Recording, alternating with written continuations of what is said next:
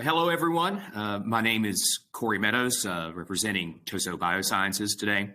I want to thank you all very much for attending our webinar. And today I'm going to be focusing on three different points.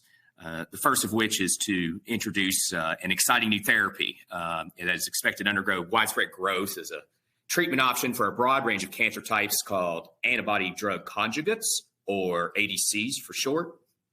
The second is to focus on a well-known chromatographic technique for analyzing these ADCs, which is hydrophobic interaction chromatography, which I probably refer to as HIC going forward.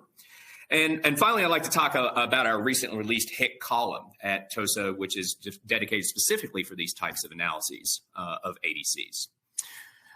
So to go ahead and get started, and before I really dive into what antibody-drug conjugates are, it's worth taking a second to appreciate the considerable promise that they have as a potential therapy for several different cancer types.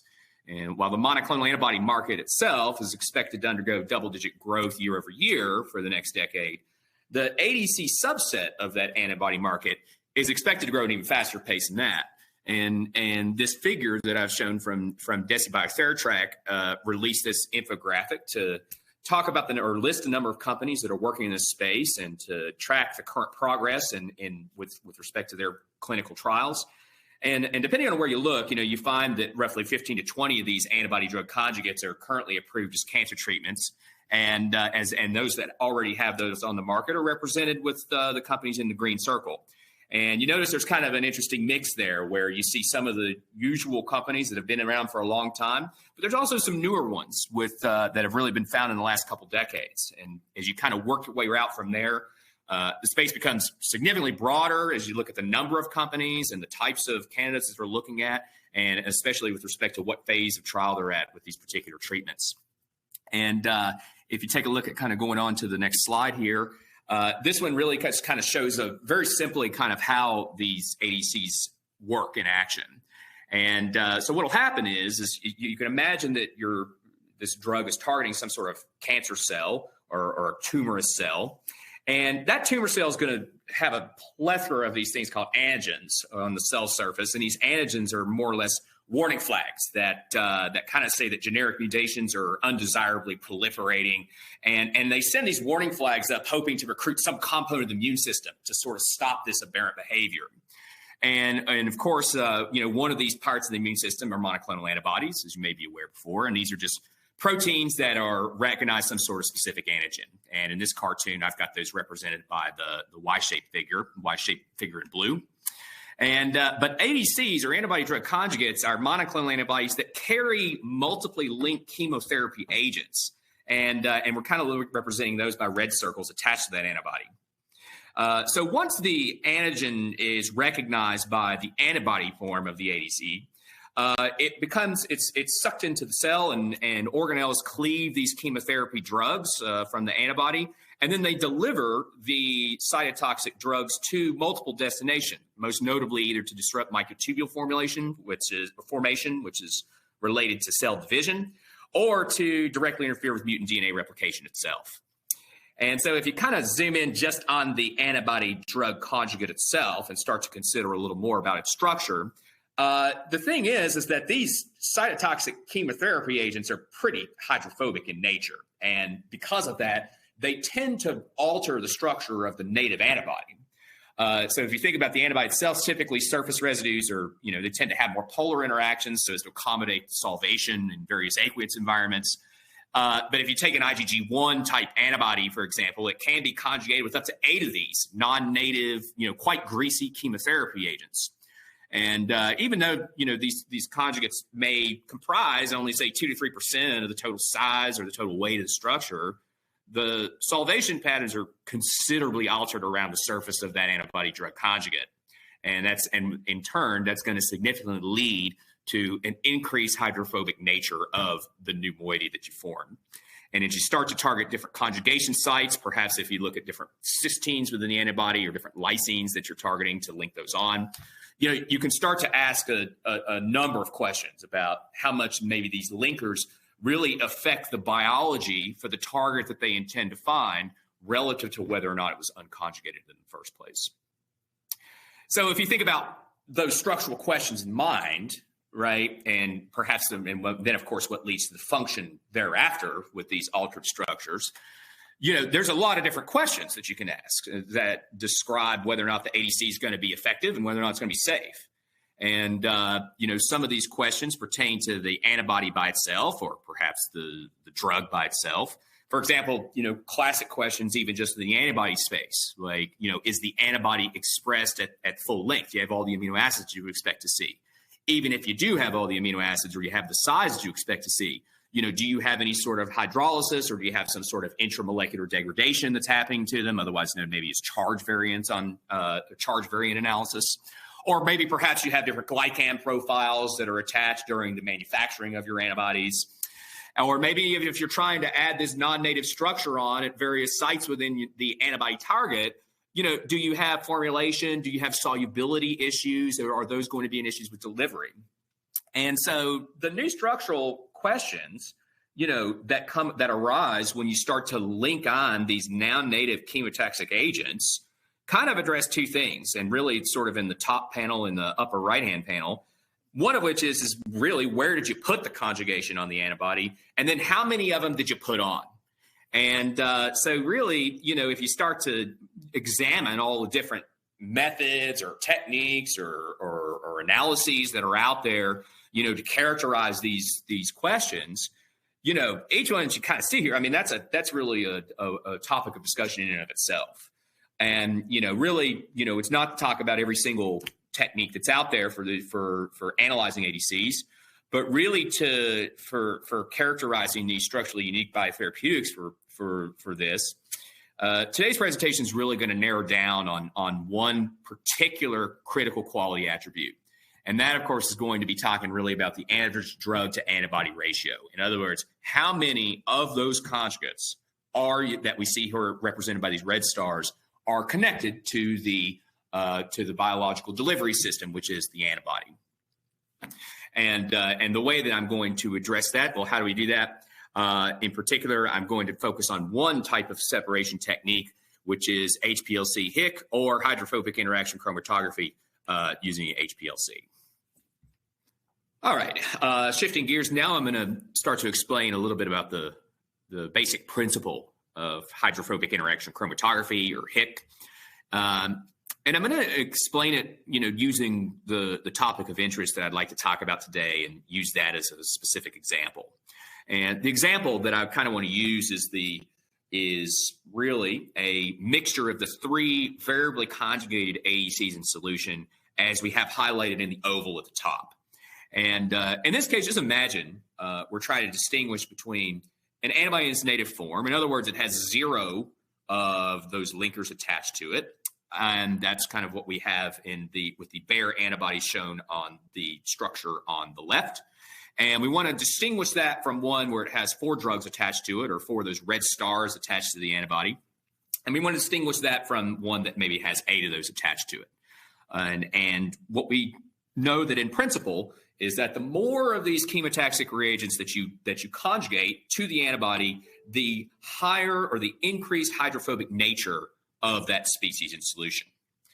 Now, if we want to step back and say, all right, I've got these 3 components that are in solution, and what I want to do is be able to separate them and quantify what their relative abundances are. The way that you would do that is, one way to do that is by using HIC. And in HIC, how the separation procedure is started, the interaction with the stationary phase is facilitated by loading this mixture with a mobile phase containing very high salt concentration. And that's kind of illustrated by the graphic in the bottom left. And so, when you're looking with most methods or implementing most methods, looking at proteins or antibodies, you'll typically start somewhere in the order of at least 1 molar or even more concentrated salt. And what this salt does is it enhances what's known as the hydrophobic effect. So salts in the mobile phase cause the water to organize around the salt, and that causes the water to form significantly new hydration patterns. And that even disrupts the solvation cells that were previously organized around the antibody-drug conjugate variants themselves, and even draw water out of those structures from within the protein interior. Now, what that does as a result is that the hydrophobic regions within the protein maximize interactions that are thermodynamically favorable for this new solvation state that it's experiencing. And then as a result, the hydrophobic effect of 3 various ADC variants in solution, in this case, variably interact with a stationary phase, which has a hydrophobic ligand, which I'll talk about a little bit later. Now, what happens is now all of these moieties are bound. And now what you do is you gradually decrease the salt concentration. And now you start to recover some of the original solvation patterns. And so those that perform the least amount of hydrophobic reorganization, or really the way to look at it, the most hydrophilic species in solution, now has less affinity for that stationary phase and starts to fly off the column. And that's kind of what you see with the Bayer antibody being furthest away from the graphic in the middle.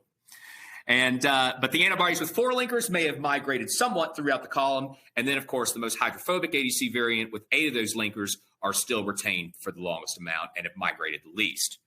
Eventually, as you go to very low salt concentration, it's decreased such that all the variants are going to transfer into the mobile phase, and then you're able to separate those out and quantify those relative abundances accordingly. The key thing I want to get across about HIC to know is that it's generally regarded as what was called a non-denaturing technique. And while these interactions can be transiently altered, the interactions of the cells are reversible. And the native structure doesn't denature irreversibly, kind of like you see with things like urea or guanidinium hydrochloride. Many people use hydrophobic interaction chromatography to kind of understand how the structures of your different ADCs or antibodies are behaving under what's considered to be a stabilizing condition. And so that way you have a better idea structurally what's going on under physiological conditions and under which you want to deliver the drugs. So moving on from that principle, so if we kind of need to take a second to think about the separation and maybe doing the quantitation, and then specifically if I'm going to think about ADC variants as they relate to IgG1, you can sort of simplify this by saying there's maybe 5 different species or 5 different bins that you can look at. And all of those have different structural components that can contribute to the analysis. And the number of drugs conjugated to an antibody are referred to its drug-to-antibody ratio, and in this simplified example, I imagine it, there are 4 binding sites, and that the conjugated drugs are reacting symmetrically on each light and heavy chains. And even under this subset of all possible structural combinations, you can start to appreciate how the overall structure of an antibody and the solvation patterns I alluded to in the last slide are significantly altered by where the attachment site is on the antibody. And an ideal scenario, which is shown in the chromatogram on the right, you could think of these 5 different structural variants, these 5 different drug-to-antibody ratios being shown in 5 different peaks, as you would see on the right, the chromatogram on the right. And now, if I were to ask the question, how many drugs are on average or conjugated to this antibody, the quantitation is performed by a weighted sum as represented by the equation that I've kind of simplified under that chromatogram. Now, if I were to walk through this example calculation very quickly, the relative peak areas are shown above. And so what we would do is we would take that relative percent peak area of, say, working our way from left to right. We would take the relative percentage peak of, say, a drug-to-antibody ratio of 0, and we would multiply that relative percent area by 0. So therefore, it contributes nothing. Then, as we move on to a antibody-drug conjugate that has 2 drugs attached to it, we see that there's a relative area of roughly 34%. We take that relative percent area and multiply it by 2. Then we add all of the following components and so on. And if we were to use this as an example, we would get a drug-to-antibody ratio of roughly 3.28.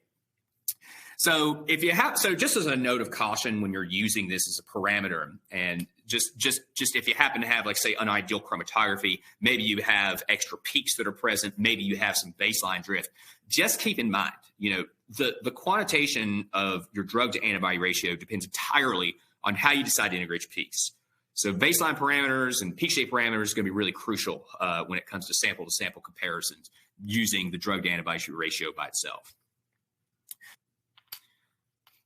So now I want to talk a little bit about, what you want to do in order to perform a HIC-based separation. And, as with all chromatography, there are mobile phase and stationary phase selections to consider. And, here what I want to talk about is the types of mobile phases you want to use. And I already mentioned that HIC binding begins with a very high salt mobile phase and upwards of molar concentrations. And I mentioned that it caused an ordering of the solvation patterns that stabilize the structure of the antibody or the ADC. Well, here what I'm showing is the Hofmeister series, which kind of describes the relative tendencies of a protein to either precipitate due to having the ability to stabilize its structure, and so it can, through to forming repeating patterns to form a crystal, so it can fall out of solution, or whether it denatures and forms a disordered structure in solution. So for hydrophobic interaction chromatography in particular, you want to stick with the ions or the combinations of ions thereof that are in blue in this particular figure. And so typically, in other words, these ions are known as cosmotropic in nature. Now, typically, most methods will start anywhere between 1 and 2 molar ammonium sulfate to maximize retention. Should be noted, ammonium sulfate has been used historically to precipitate proteins for decades. But following by, and then what you'll do is you'll follow that up with a gradient of decreasing salt concentration over the course of about 30 minutes. Now, if you have perhaps like a separation of a critical pair or too much brand broadening present, it's quite common to add in a less cosmotropic ion, like say phosphate or acetate, usually between 10 to 100 millimolar in your mobile phase, so you can enhance your separation procedures as you see fit.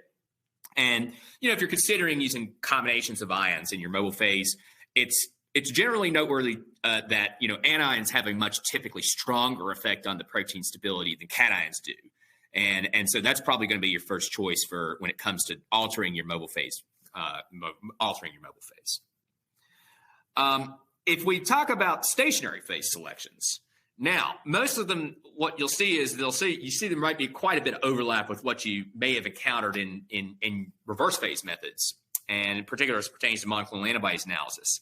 I just want a quick note here to kind of say, typically people abbreviate the carbon chain length, when they're referring to reverse phase, like, if you have a butyl ligand in reverse phase, you'll typically call that a C4 separation. But in HIC, we tend to actually say the name of the ligand when doing so. And so that said, that colloquialism aside, most straight chain hydrocarbons are, quite popular starting points for most HIC-based separations. Usually you'll see a lot of propyl and butyl-based butyl ligands being most popular for protein and monoclonal antibody analysis. But if those ligands don't really provide the appropriate separation for your system, you can also look to for alternate selectivities, like say you're looking for spherical structures or maybe pi bonding hydrophobic interactions, as kind of shown by the options in sort of these in the middle group that you see.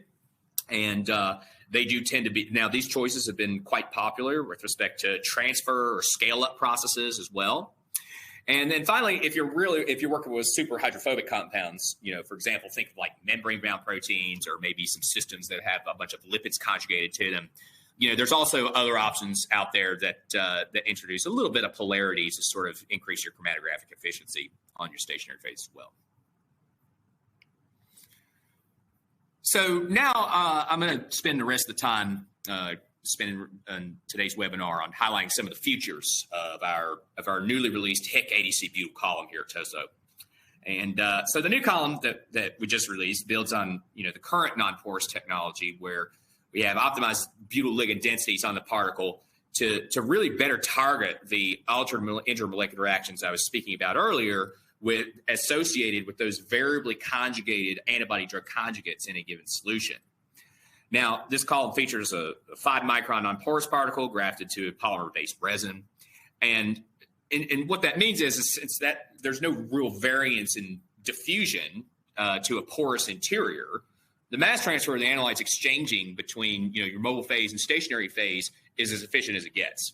And so in that regard, your band broadening tends to be quite minimized, or is minimized, and that results in better sensitivity for your method, and in which case some separations, you could detect protein-based samples down to even nanogram loading amounts and really increase your chromatographic efficiency and method speeds. Now, some of the separations I'm going to show you from our column today will address combinations of the remaining features with respect to pH stability, organic solvent tolerance, and the different dimensions that we offer. And and they highlight the flexibility that chemists are really looking for when it comes to method development. And then finally, at the end, I'm going to touch a little bit on column ruggedness and really highlight various aspects when it comes to convenience in implementing your separations. So the first example, we're going to use our standard 100 centimeter, our 10 centimeter length column. And, the first separation we implemented on this column is really looking at the Sigma HIC ADC mimic. and the structure of which I have up in the top right-hand corner. Now, the HIC ADC mimic is a pretty popular choice for kind of developing a standard assay or maybe a system suitability study, mostly because the size and the hydrophobicity of the ligand itself is similar to many chemotherapy drugs. But it also gives you a dancyl group that's connected to it, which is highlighted in red on the ligand of the structure. And it gives you a unique UV signature to follow at a longer wavelength relative to the antibody itself if you choose 214 or 280 nanometer detection. And the ratio of those abundances of those varied wavelength can then used to quantify the drug-to-antibody ratio and standardize the method that you're looking to platform your column on. Now, these conditions are thought of as kind of a starting point for you. You could apply and start, in this case, starting with 1.2 molar ammonium sulfate in the weak solvent mobile phase A. And then we ramp that down to 0 molar ammonium sulfate with a variable amount of isopropanol in strong solvent in mobile phase B. And so one thing to note here is, just a little bit of dibasic phosphate in there at 50 millimolar, which really helps alter the strength of the interaction of the mimic variants with the mobile phase. And so if you kind of take a look at the chromatogram on the left, we demonstrate what those profiles look like if you go from 0% to 10% to 20% isopropanol in the strong solvent. And what you can immediately see is that the features related to the highly conjugated variants, in particular at 0% isopropanol, don't elute.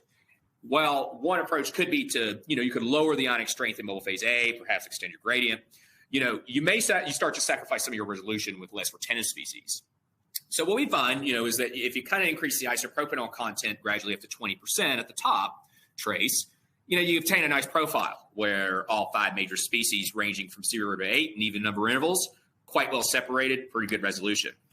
And notice that even though if you start to compare a drug-to-antibody ratio of 6, even though that comes off at 10% isopropanol with the trace that we show in the middle in green, we see that there's a leading shoulder that's there. Well, that leading shoulder is still fairly prominent and still preserved even if we up that to 20%.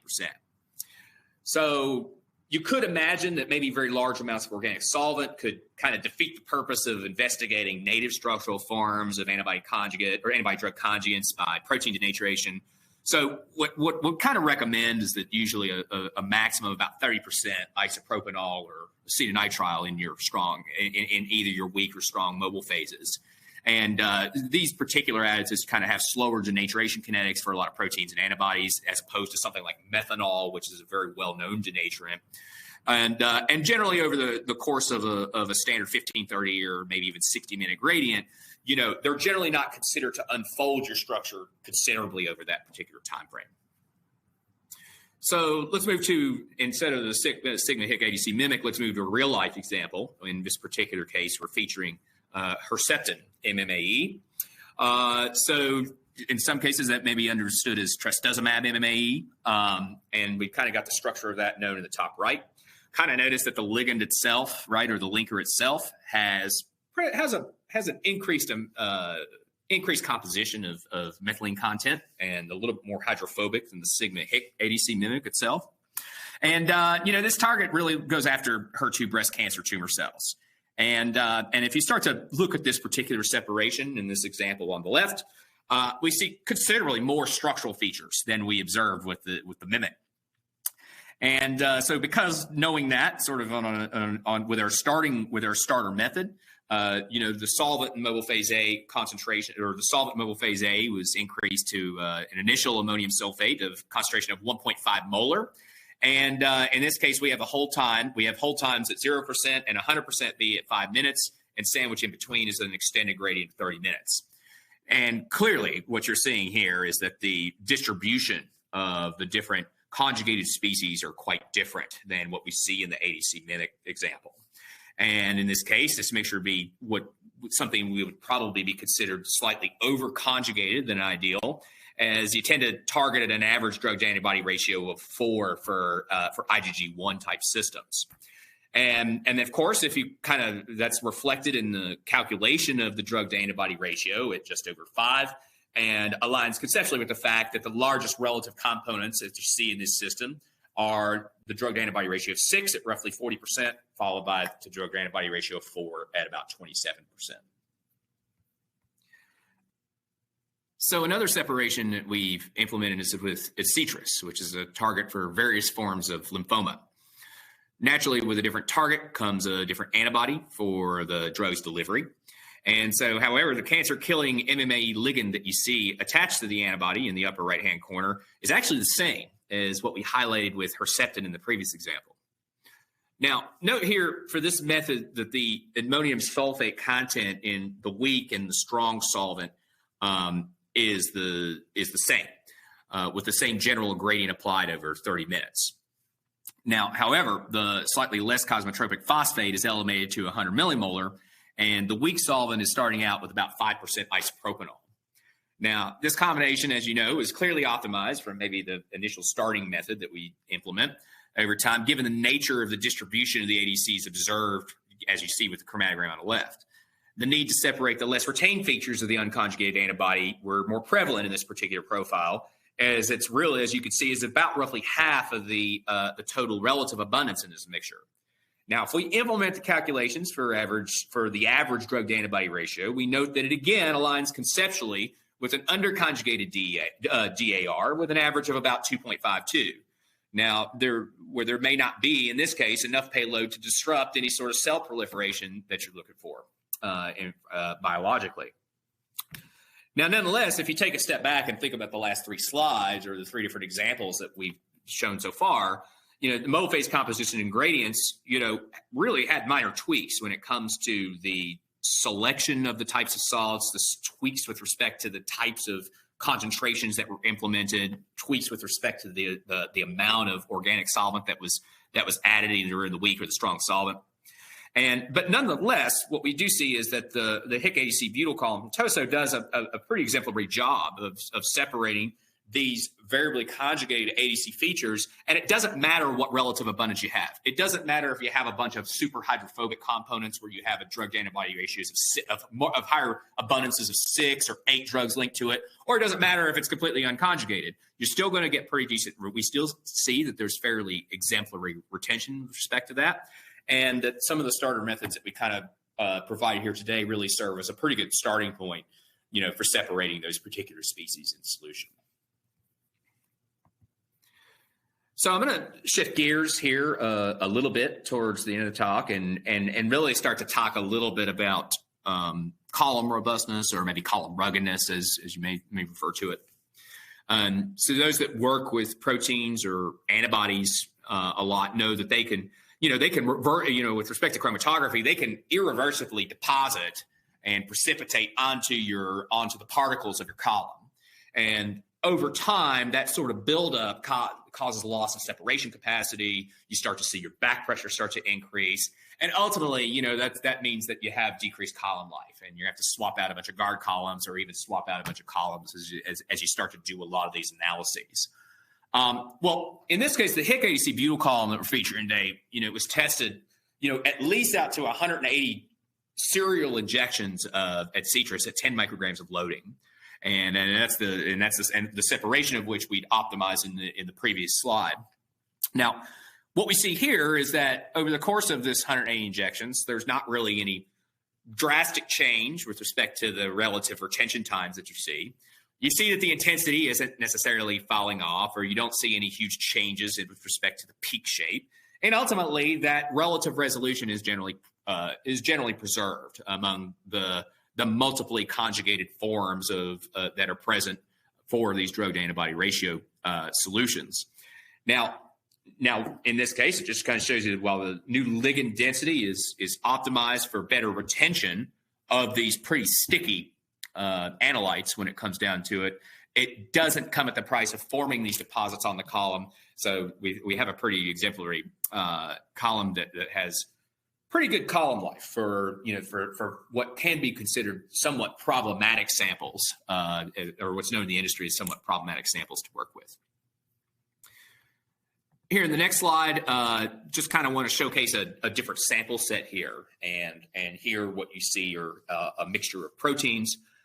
These proteins having quite different hydrophobicities. If we're to look at their amino acid structures and calculate their gravy scores, they're quite different in structural nature. So therefore, quite a bit more diversity with respect to the sampling states with these proteins with the stationary phase. So, and of course, hydrophobic interaction chromatography really historically was used for purifying proteins in complex mixtures, or perhaps with respect to analytical chromatography, quantifying, a certain protein's abundance in a complex mixture. And so these proteins that have variable structural composition highlight some of in this particular case, the reproducibility aspects of the new resin that we've released. And so note that in the mobile phase, in this case, we start with a strong solvent of all the way up to 2.3 molar ammonium sulfate. So, that really kind of speaks to how robust the column can take with respect to pretty high, quite highly concentrated salt in your mobile phase. But it really, nonetheless, doesn't matter with respect to lot manufacturing, or if you happen to take a look at, if you're looking at column-to-column comparisons, as we see here.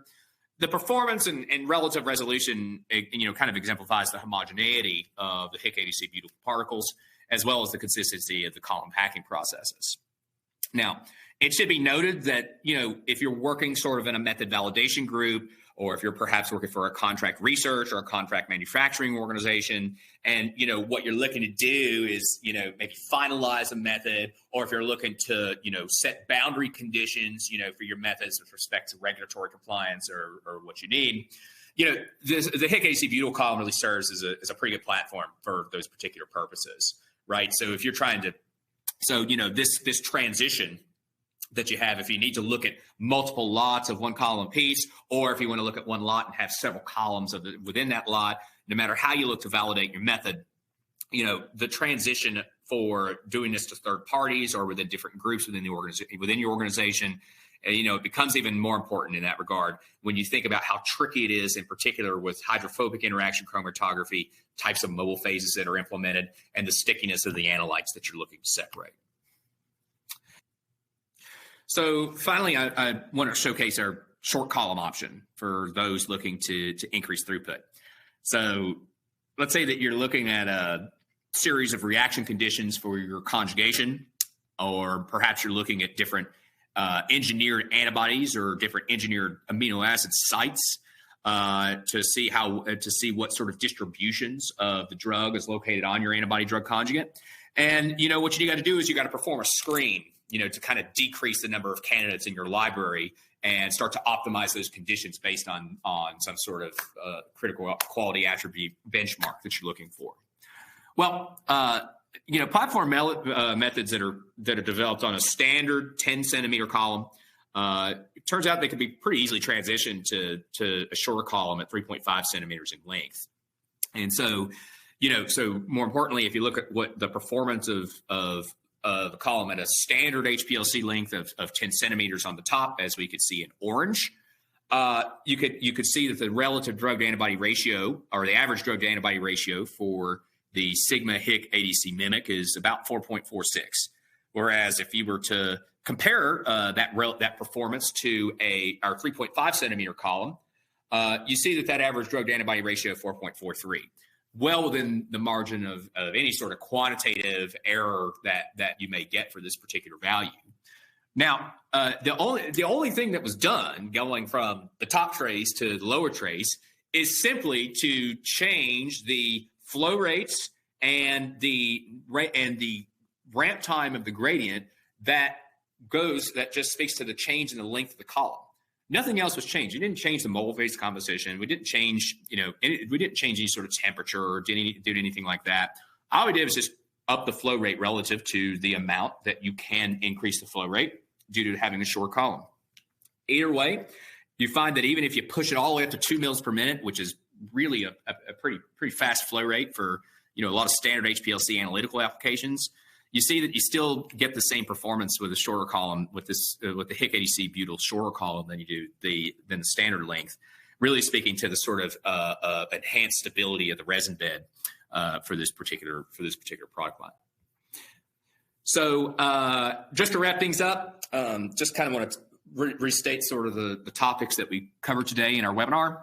Kind of the first third of the webinar was really talking about just what HIC or hydrophobic interaction chromatography is, how it works, what type of stationary phases are out there, what type of mobile phases you would use, what types of salts you would use, types of concentrations, that sort of thing, and what antibody-drug conjugates are, and sort of how exciting of a space that this is starting to, and how the space is starting to unfold in a pretty exciting manner.